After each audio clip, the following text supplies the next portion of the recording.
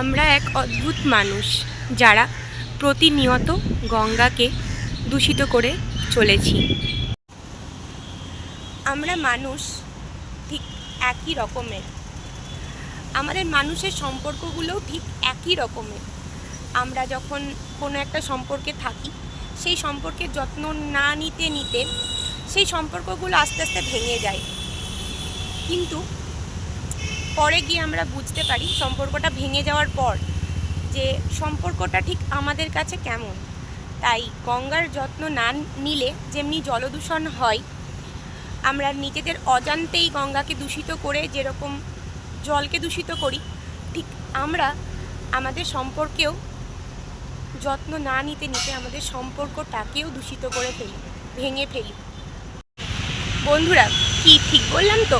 কমেন্টে অবশ্যই জানাবে।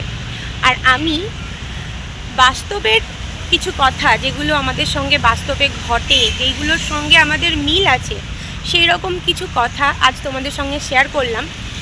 আমাদের মা গঙ্গাকে, মানে জলকে দেখিয়ে আমি ঠিক এইটা বোঝাবার চেষ্টা করলাম যে জলকে ঠিক আমরা যত্ন না নিতে নিতে যেরকম জলকে দূষিত করি, মা গঙ্গাকে দূষিত করছি, ঠিক তেমনি আমাদের সম্পর্কটারও, আমাদের মানুষের সম্পর্কটাও ঠিক সেই রকমের।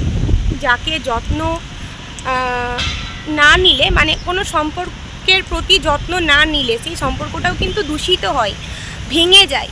তাই আমাদের প্রত্যেকের উচিত প্রত্যেকের সম্পর্কটাকে সম্মান করা, সম্পর্কটাকে দূষিত না করা, সম্পর্কটাকে বাঁচিয়ে রাখা।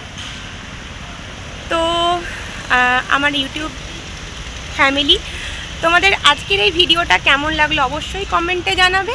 আর ভালো লাগলে অবশ্যই আমার পাশে থাকবে, সাথে থাকবে, আমাকে সাপোর্ট করবে, আমাকে উৎসাহিত করবে।